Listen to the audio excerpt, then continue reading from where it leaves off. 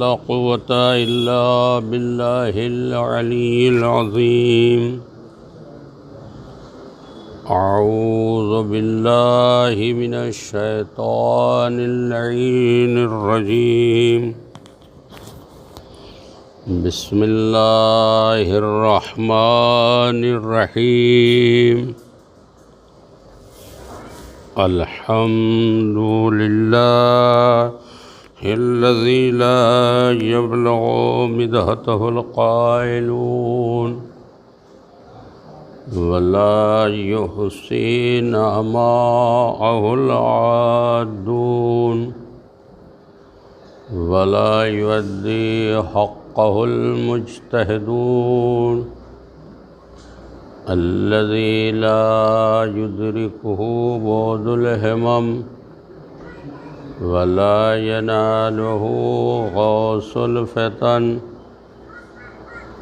الذي ليس لصفته حد محدود ولا نعت موجود ولا وقت معدود ولا أجل ممدود.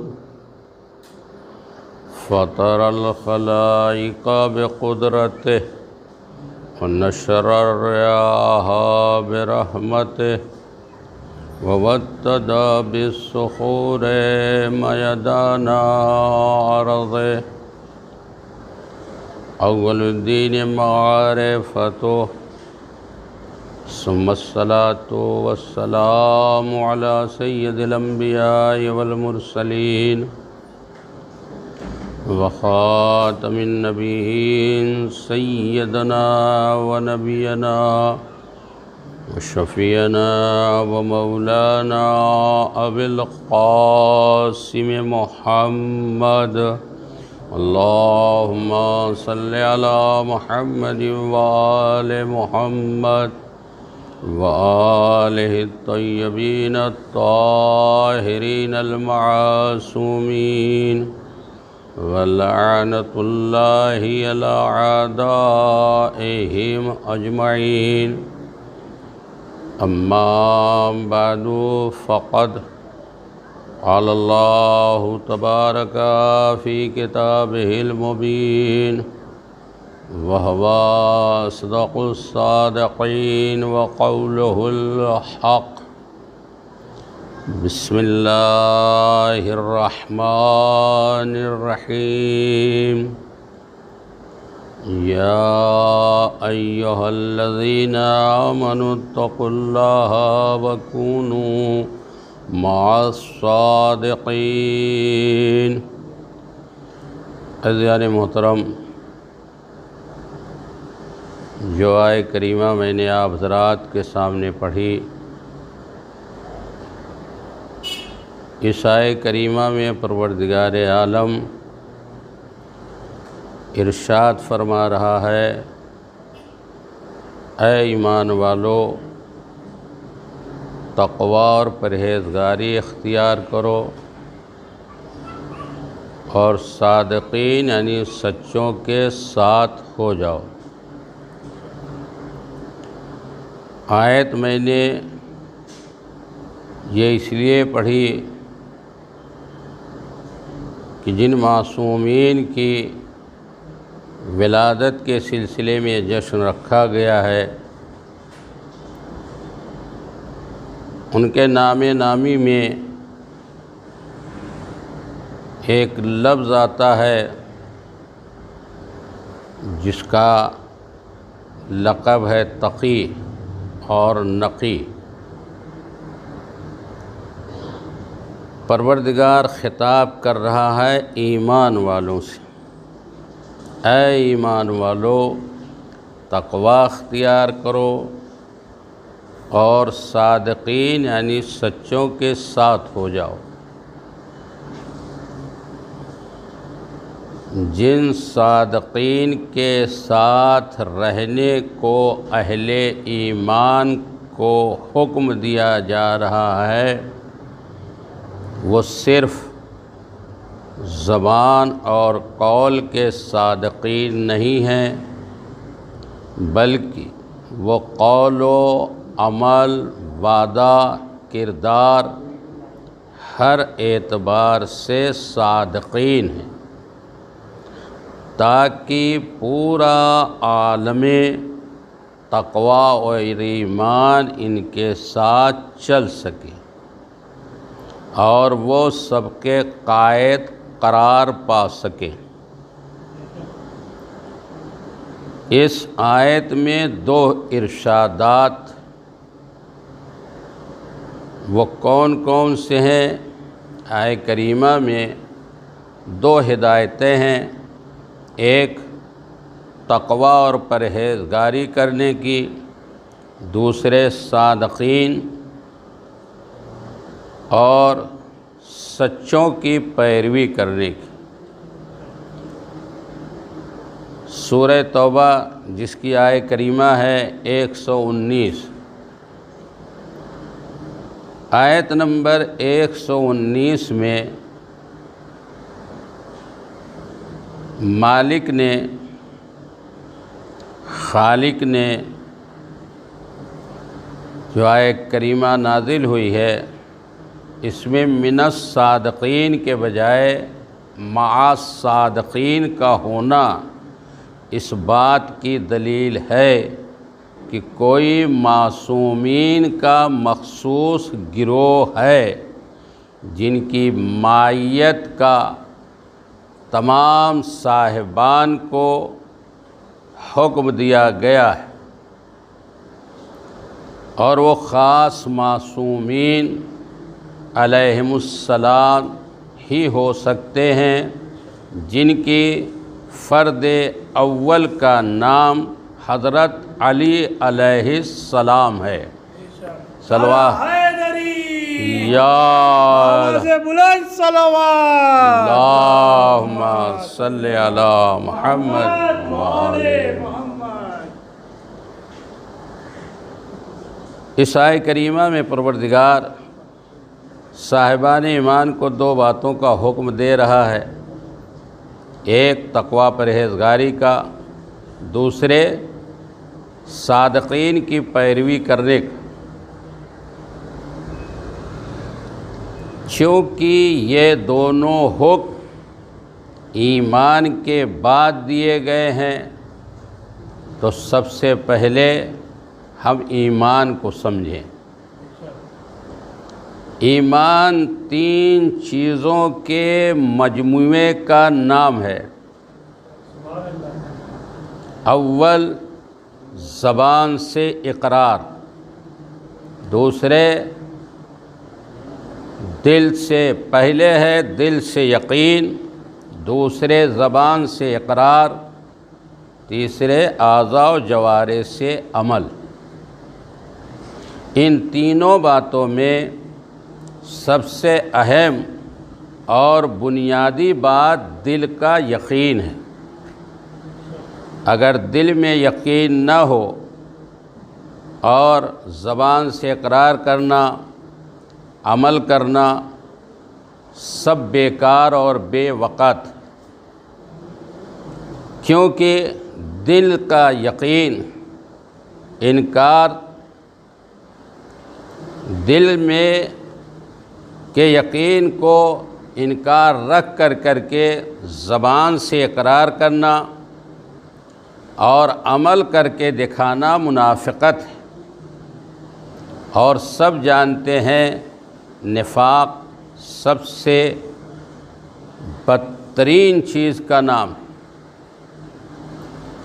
سب سے بدترین چیز کا نام ہے، اور منافق کو دوزخ میں سب سے آخری درجے میں جگہ ملے گی، اور سب سے زیادہ سخت عذاب منافق پر ہوگا۔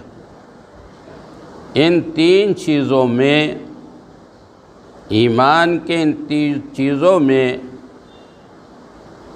دل کی یقین کی سب سے زیادہ اہمیت ہے، کیونکہ ایمان کی بنیاد دل کا یقین ہی ہے۔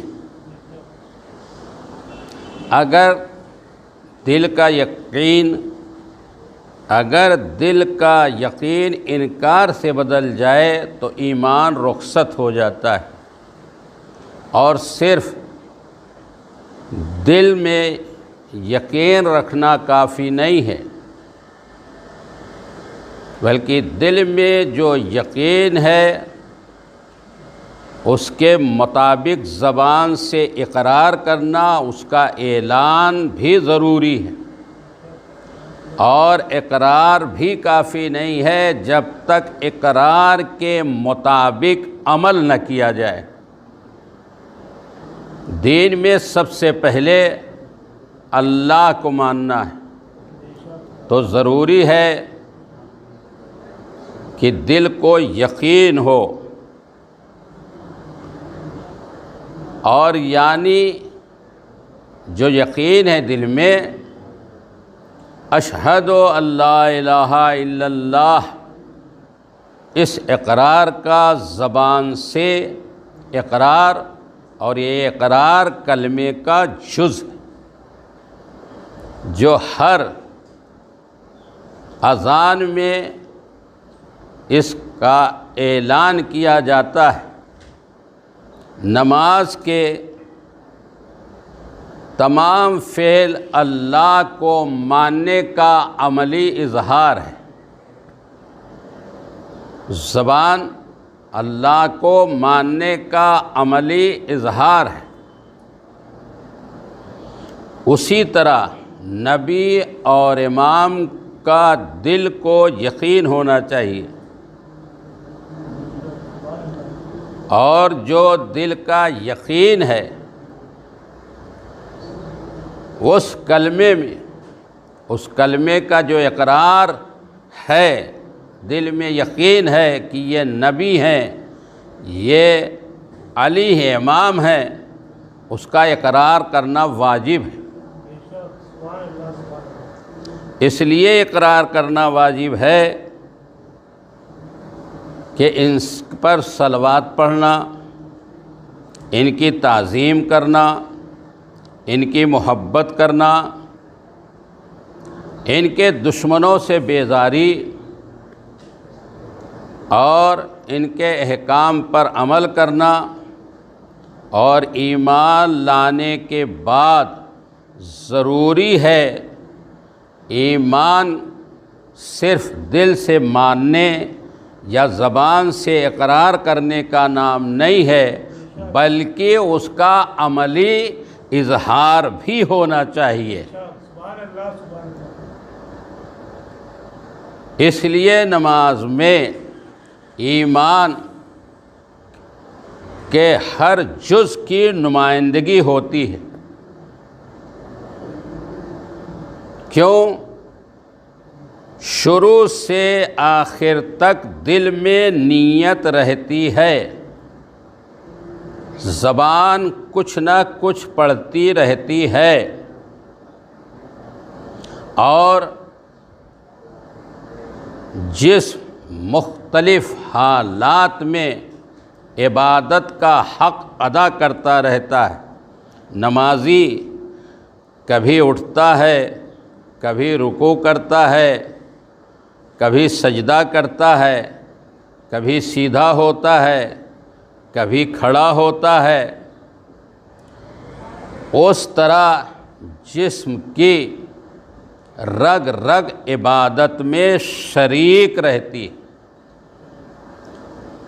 اسی طرح جسم کی ایک ایک رگ عبادت میں شریک رہتی ہے، اور نیت، نماز میں نیت دل کی یقین کی نمائندگی کرتی ہے، اور زبان کے اقرار کی نمائندگی اذان سے سلام تک ہوتی رہتی ہے، اور اعضاء و جوارح سے عمل، قیام، رکوع، سجدہ وغیرہ ہے۔ صلوات پڑھ دیں محمد والے محمد۔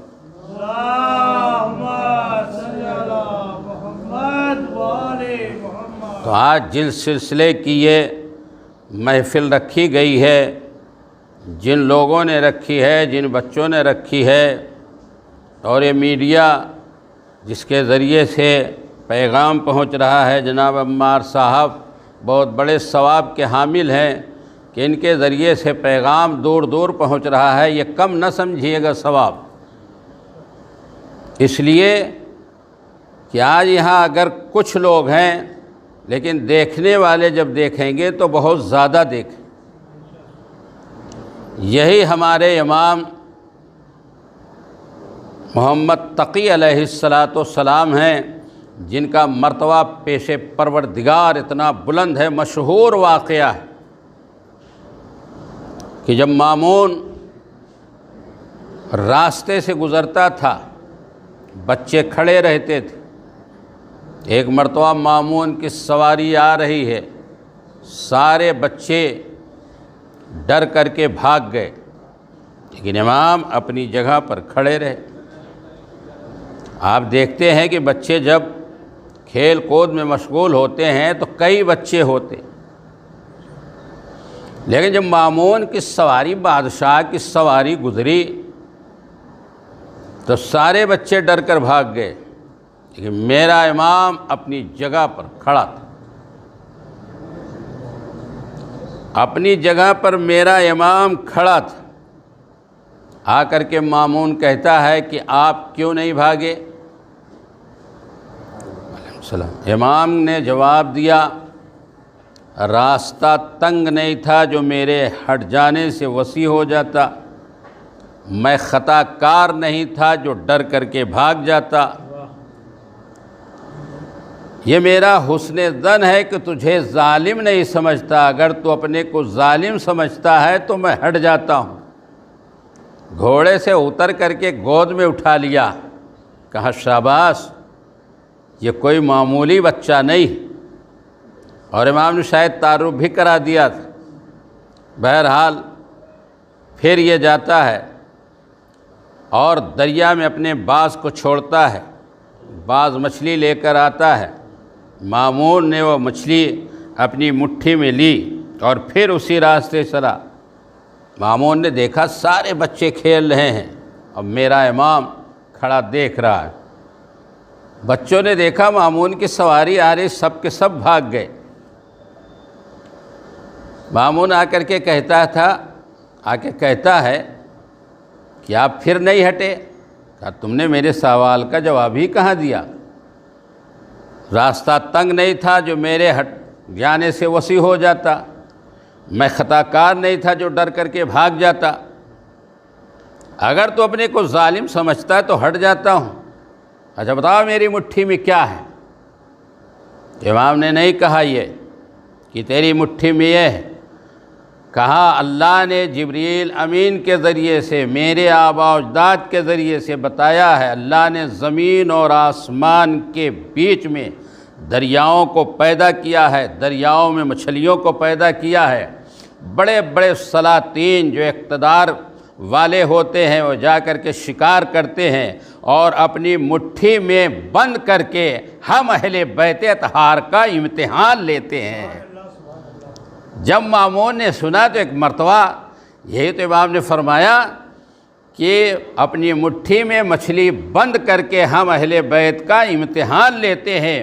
مامون کہتا ہے شاباش، یہ جواب خاندان اہل بیت کے علاوہ کوئی دے بھی نہیں سکتا۔ صلوات پڑھیں محمد والے۔ اللہم صلی علی محمد۔ نعرہ حیدری۔ یہ تو میں نے اپنے 9ویں امام کے بارے آیا، 10ویں امام کے بارے میں سن لیجئے کہ میرے امام کا مرتبہ پیش پروردگار کتنا بلند ہے۔ دیکھیے جب انسان کا وقار، انسان کی عزت اور میرے امام کا مرتبہ، تو لوگوں نے کیا کیا، رشتہ جوڑنا شروع۔ آج دنیا میں دیکھیے اگر کوئی پیسے والا ہو گیا، کوئی اچھی منزل پہ آ گیا تو اس سے رشتے جڑ جاتے ہیں، یہ ہمارے رشتہ دار، یہ ہمارے رشتہ دار۔ امام کے زمانے میں بھی ایک عورت پیدا ہو گئی، اس نے کہا میں زینب بنت علی ہوں۔ اب بادشاہ حیران ہے، پریشان ہے، تو عرصہ گزر گیا، یہ زینب بنت علی کون؟ کوئی جواب نہ دے سکا۔ تو میرے امام کو بلایا گیا، 10ویں امام، کہ یہ آپ کے گھر کا مسئلہ ہے، آپ ہی حل کر دیجئے۔ امام نے فرمایا ہم بنی ہاشم کے اوپر اللہ نے جانوروں کا گوشت حرام کر دیا ہے، ہمارا گوشت جانوروں پر حرام کر دیا ہے، لہذا جانوروں کے سامنے ڈال دے، مسئلہ بھی حل ہو جائے گا۔ جیسے ہی عورت نے سنا کہ مجھے جانوروں کے سامنے ڈالا جائے گا، دوڑ کر کے کہتی نہیں نہیں نہیں، میں غلط دعویٰ کر رہی تھی، میں زینب بنت علی نہیں ہوں۔ امام نے فرمایا کہ ہم بات کو جانتے ہیں، اس کی حقیقت کو بھی جانتے ہیں، اور یہ کہہ کر جو امام نے بتا دیا تو دیکھیے کچھ چمچے بھی ہوتے ہیں ہر جگہ، متوکل سے کہنے لگے کہ یہ تو بنی ہاشم ہے، تو اندازہ کر لے، پتہ چل جائے گا کہ جانور ان کا گوشت کھاتے ہیں کہ نہیں کھاتے ہیں۔ کہا کیا کیا جائے؟ کہا جانوروں کے درمیان بھیج دے۔ متوکل جا کر کے بلندی پر بیٹھا اور میرے امام کو شیر چیتے جو پلے تھے اس کٹگھرے میں بھیجا جاتا ہے، اور امام وہاں جاتے ہیں تو شیروں کے دروازے کھولے جاتے ہیں، متوکل اوپر سے بیٹھا دیکھ رہا ہے، اس کے چمچے دیکھ رہے ہیں، جیسے ہی شیر و چیتے نکلے دوڑے، متوکل خوش ہو رہا ہے، ابھی امام کو یہ لوگ کھا جائیں گے، درباری خوش ہو رہے ہیں، لیکن شیر و چیتے جب چلے تو دوڑ کر کے آئے اور امام کے قدموں پہ اپنا سر رکھ کر کے ملنا شروع کیا۔ امام نے دست شفقت پھیرنا شروع کر دیا۔ ان جانوروں نے بتایا تمہیں ان کی قدر و قیمت نہیں معلوم ہے، انسان ہو کر کے ہم جانور جانتے ہیں ان کی قدر و قیمت کیا ہے۔ یا علی امام محمد تقی علیہ السلام بآواز بلند صلوات، اللہم صلی اللہ۔ ہم جانور جانتے ہیں ان کی قدر و قیمت کیا ہے، کم سے کم جانور کہہ رہے ہیں تم میں ہماری جیسی بھی معرفت نہیں ہے، تم انسان ہو، ہم جانور ہیں، لیکن پھر بھی جانتے ہیں کہ پیش پروردگار ان کا مرتبہ کتنا بلند۔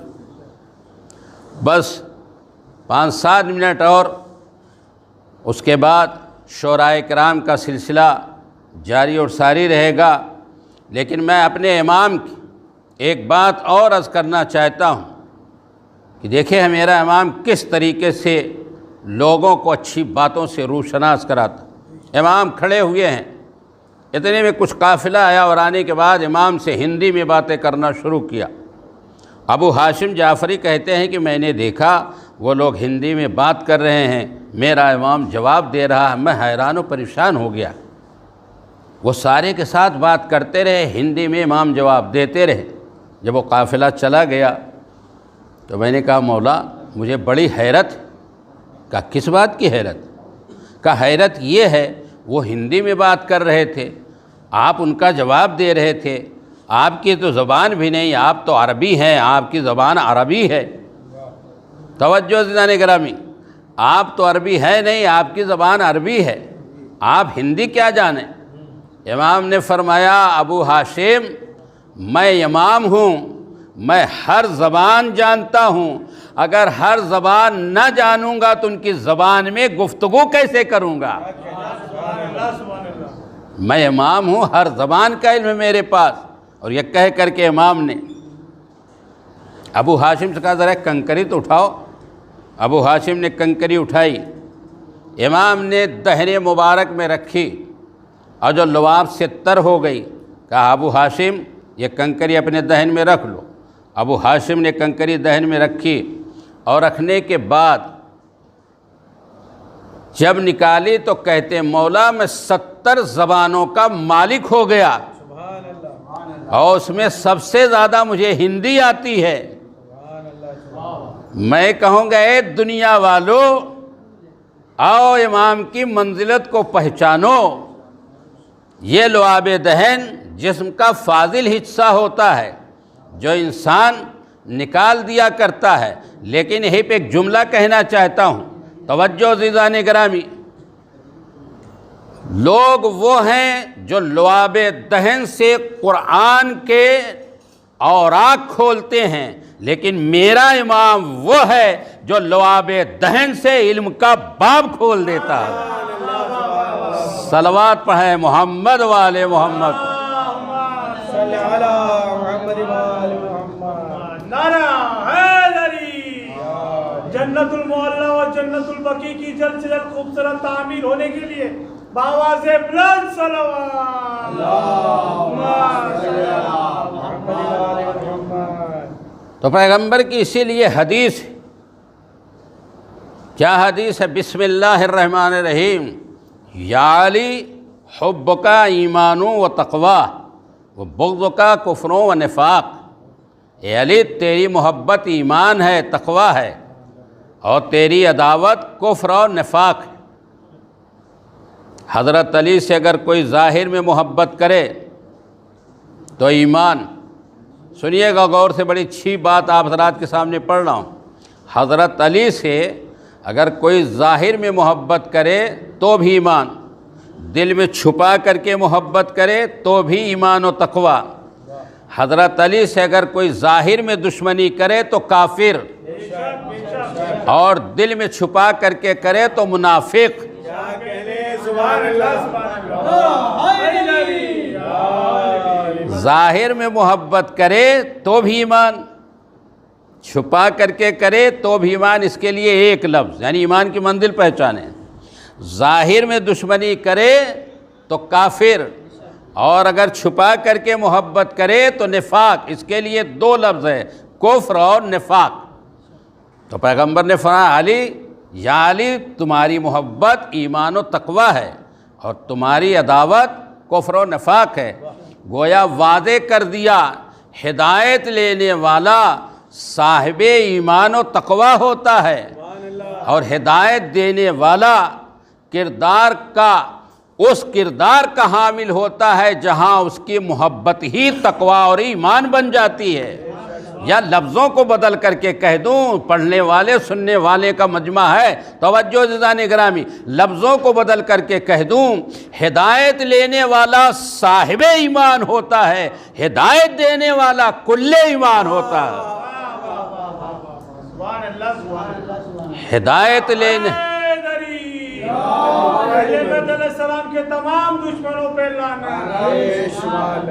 ہدایت لینے والا صاحب تقوی متقی ہوتا ہے، ہدایت دینے والا امام المتقین ہوتا ہے۔ ایک صلوات پڑھے محمد والے محمد۔ صلی علی محمد وآل محمد۔ یہ اہتمام قدرت تھا کہ جب بھی اس نے ہادی و رہنما بنایا تو زیور تقوی سے آراستہ کر کے بھیجا، اور اتنا بلند بنا دیا کہ دنیا والوں کو سر تسلیم خم کرنا پڑا، کہ دنیا والوں کو سر تسلیم خم کرنا پڑے۔ تقوی کیا ہے؟ تقوی کے معنی کیا ہیں؟ حفاظت، بچاؤ۔ اب جو اپنے کو معصیت پروردگار اور جہنم سے بچا لے گا وہ متقی کہا جائے گا، اور جو اپنے کو ان باتوں سے نہ بچا سکے گا غیر متقی، غیر پرہیزگار کہا جائے گا۔ اس منزل میں انسانوں کی منزلیں الگ الگ ہوں گی۔ کچھ وہ ہوں گے، کچھ افراد وہ ہوں گے جو اپنے کو معصیت الہی سے بچا لیں گے لیکن دوسروں کو نہ بچا سکیں گے، اور ایسے بھی ہوں گے جو سارے عالم کو بچا سکتے ہیں۔ جو اپنی ذات کو معصیت الہی سے بچائے وہ متقی کہا جائے گا، اور جو سارے چاہنے والوں کو بچائے امام المتقین کہا جائے گا۔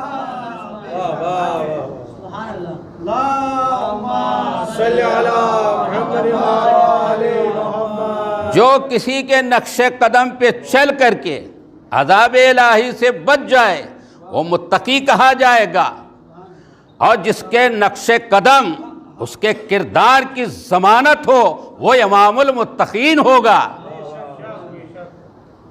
اب یہ آپ کو سمجھنا ہے، تلاش کرنا ہے، معیار میں بتا دیتا ہوں، معیار میں بتا دیتا ہوں کہ کیسے آپ پہچانیں گے۔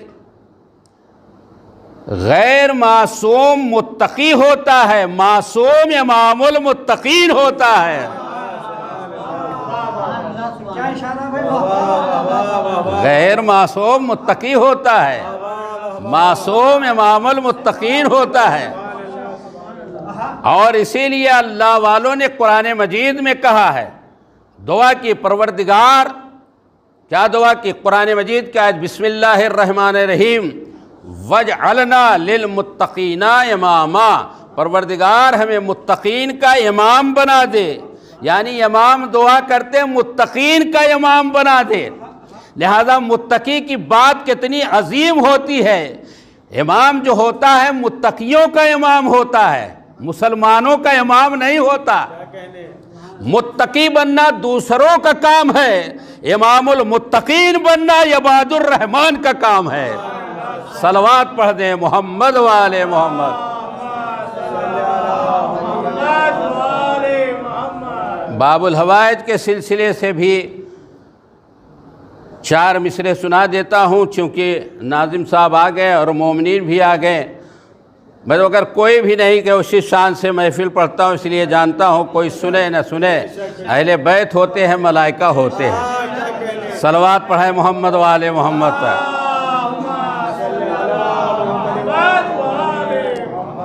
تو موجز جلال پوری کہتے کربلا کیا ہے، وفا کیا ہے، شہادت کیا ہے؟